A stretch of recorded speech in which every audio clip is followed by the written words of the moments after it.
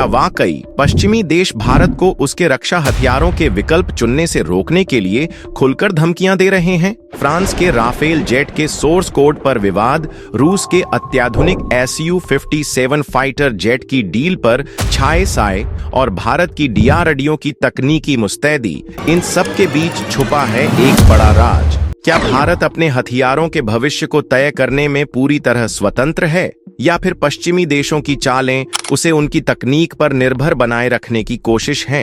क्या सच में राफेल का सोर्स कोड लेना कोई आसान काम है? और क्या Su-57 भारत के लिए आत्मनिर्भरता की नई राह खोल सकता है? इन सब सवालों के जवाब छुपे हैं इस रक्षा युद्ध के पर्दे के पीछे। आइए खोलते हैं उस जटिल जाल को जहां रणनीति, दबाव और तकनीकी ताकत का खेल चलता है, जो तय करेगा भारत का भविष्य। पिछले कुछ समय से भारत और रूस के बीच सुखोई 57 फाइटर जेट को लेकर चर्चा जोरों पर है। इस डील को लेकर खास तौर पर अमेरिका और यूरोपीय देशों में चिंता और नाराजगी देखी जा रही है। इन पश्चिमी देशों का कहना है कि यदि सुखोई 57 का निर्माण किसी भी देश में होता है तो वे उस देश पर कड़े प्रतिबंध लगा सकते हैं। अगर यह जेट भारत में बनेगा तो भारत को भी इन प्रतिबंधों का सामना करना पड़ सकता है। जब डोनाल्ड ट्रंप अमेरिका के राष्ट्रपति बने तो उन्होंने भारत को लेकर बड़े आश्वासन दिए। उनका इरादा था कि दोनों देशों के बीच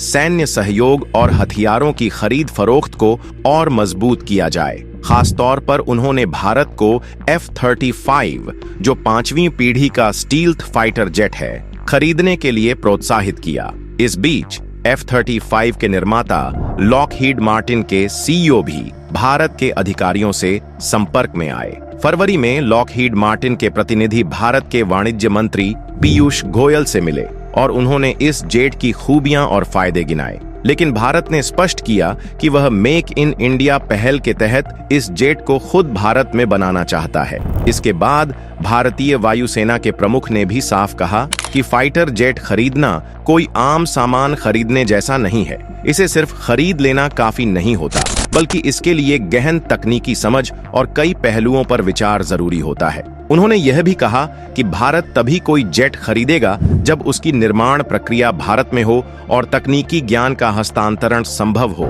अन्यथा ऐसी डील पर भारत विचार नहीं करेगा। भारत को चाहिए 100 से ज्यादा फाइटर जेट्स, लेकिन एक सवाल सबसे बड़ा है, क्या हमें सिर्फ एयरक्राफ्ट चाहिए या उनकी तकनीक भी? पाकिस्तान की चालबाजी, चीन की आक्रामकता और बांग्लादेश की बदलती रणनीति, इन सब के बीच भारत को अपनी वायुसेना को और मजबूत करना ही होगा।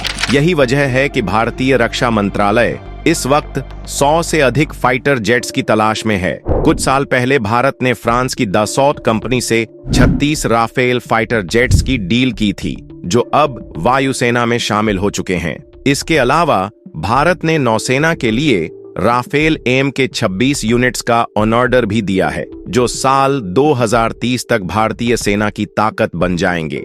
लेकिन इस डील के पीछे एक बड़ी खामी छुपी हुई है, टेक्नोलॉजी ट्रांसफर का अभाव। भारत को राफेल तो मिले, लेकिन उसकी तकनीक नहीं, न सोर्स कोड, न ही इंटरनल सिस्टम्स पर हमारा कोई कंट्रोल। यानी अगर भारत राफेल में अपनी देसी मिसाइल फिट करना चाहे तो भी पहले फ्रांस की इजाजत लेनी होगी। ये यहीं खत्म नहीं होता। भारत के पास कई सस्ती, बेहतर और प्रभावशाली मिसाइलें मौजूद हैं, लेकिन पश्चिमी देश ऐसा सिस्टम बनाते हैं कि उनकी महंगी मिसाइलों के बिना हमारा जेट अधूरा लगे। यही उनकी असली रणनीति है, हथियार बेचो, तकनीक मत दो और देश को अपनी टेक्नोलॉजी पर हमेशा के लिए निर्भर बना दो। लेकिन अब हालात बदल सकते हैं। हाल ही में मलेशिया में हुए एक इंटरनेशनल एयर शो में रूस के सुखोई Su-57 फाइटर जेट ने जबरदस्त प्रदर्शन किया। यह 5th generation stealth fighter jet सिर्फ दिखने में खतरनाक नहीं है, बल्कि इसकी क्षमताएं भी बेहद घातक मानी जाती हैं। सुखोई की पेरेंट कंपनी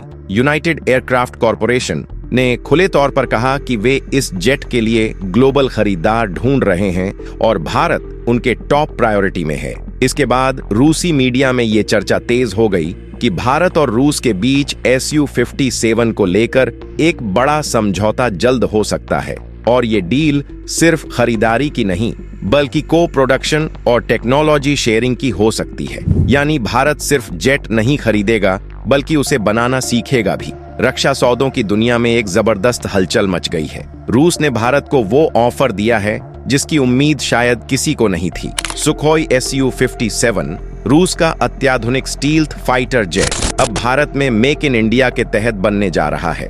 और सिर्फ जेट ही नहीं, रूस इसके साथ पूरी तकनीक और सोर्स कोड भी भारत को देने को तैयार है। यानी पहली बार भारत को मिलेगा अपनी मर्जी से किसी फाइटर जेट को अपग्रेड करने का पूरा हक, वो भी बिना किसी विदेशी अनुमति के। पिछले कुछ दिनों में ट्विटर पर तूफान मच चुका है। कई रिपोर्ट्स का दावा है कि भारत की एक उच्च स्तरीय टीम रूस रवाना हो चुकी है। माना जा रहा है कि शुरुआत में भारत 25 से 26 सुखोई 57 जेट्स खरीद सकता है। हालांकि अभी तक भारत सरकार की ओर से कोई आधिकारिक पुष्टि नहीं हुई है, लेकिन अमेरिका और यूरोप की बेचैनी देखकर ये साफ है कि कोई बड़ा फैसला जरूर लिया जा चुका है। अब अमेरिका फिर से पुराना कार्ड खेल रहा है। CAATSA की धमकी। CAATSA कानून के तहत अगर कोई देश रूस, ईरान या नॉर्थ कोरिया से हथियार खरीदता है तो उस पर अमेरिका प्रतिबंध लगा सकता है। जब भारत ने रूस से S-400 मिसाइल सिस्टम खरीदा था, तब भी अमेरिका ने इसी कानून की धमकी दी थी। लेकिन भारत के रणनीतिक महत्व और विशाल मार्केट के चलते अमेरिका को आखिरकार चुप रहना पड़ा। अब डर पश्चिमी देशों को सता रहा है।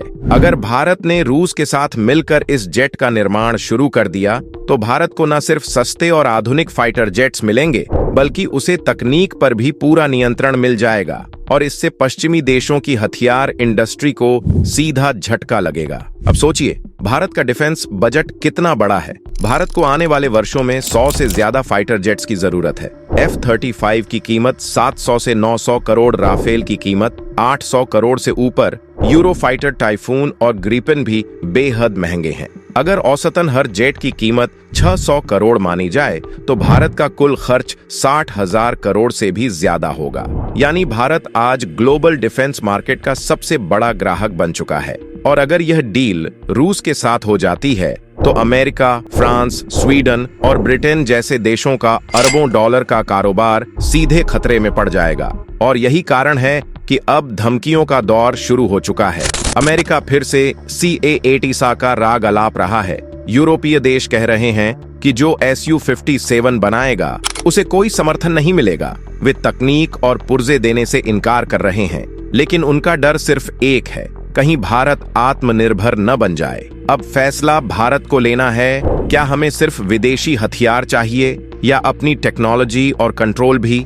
मेक इन इंडिया और आत्मनिर्भर भारत का असली इम्तिहान अब है। अब वक्त है टेक्नोलॉजी लेने का, कंट्रोल लेने का और अपने फैसले खुद करने का। अगर रूस वाकई भारत को सुखोई 57 की पूरी टेक्नोलॉजी और मैन्युफैक्चरिंग राइट्स देने के लिए तैयार है तो यह सिर्फ एक डिफेंस डील नहीं, बल्कि भारत की सैन्य आत्मनिर्भरता की दिशा में एक ऐतिहासिक मोड़ साबित हो सकता है। ये कदम न सिर्फ भारत की हवाई ताकत को कई गुना बढ़ा देगा, बल्कि इसे तकनीकी रूप से भी एक नई ऊंचाई पर पहुंचा देगा, जहां हर अपग्रेड, हर बदलाव अब भारत के कंट्रोल में होगा, न कि किसी विदेशी शर्तों पर। पश्चिमी देशों को ये बात अब समझ लेनी चाहिए कि भारत सिर्फ एक साझेदार नहीं, बल्कि दुनिया का सबसे बड़ा उभरता डिफेंस मार्केट है। और अगर भारत से टकराव का रास्ता चुना गया तो इसका असर सिर्फ राजनीतिक रिश्तों पर नहीं पड़ेगा, बल्कि उनकी अरबों डॉलर की हथियार इंडस्ट्री पर भी भारी पड़ेगा।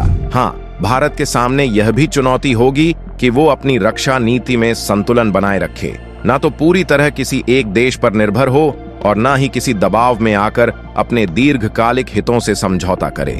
अब सवाल आपसे, क्या आपको लगता है कि भारत को अमेरिका और यूरोप की धमकियों की परवाह किए बिना रूस के साथ ये डील फाइनल कर लेनी चाहिए, या फिर भारत को पश्चिमी देशों से कुछ शर्तों के साथ टेक्नोलॉजी ट्रांसफर की कोशिश करनी चाहिए, जैसे राफेल का पूरा सोर्स कोड हासिल करना? अपने विचार नीचे कमेंट सेक्शन में जरूर शेयर करें। अगर आपको वीडियो जानकारी पूर्ण लगी हो तो इसे लाइक करें, अपने दोस्तों तक पहुंचाएं और ऐसे ही और भी इंसाइटफुल कंटेंट के लिए चैनल को सब्सक्राइब करके बेल आइकन को ऑन पर जरूर करें। Thanks for watching.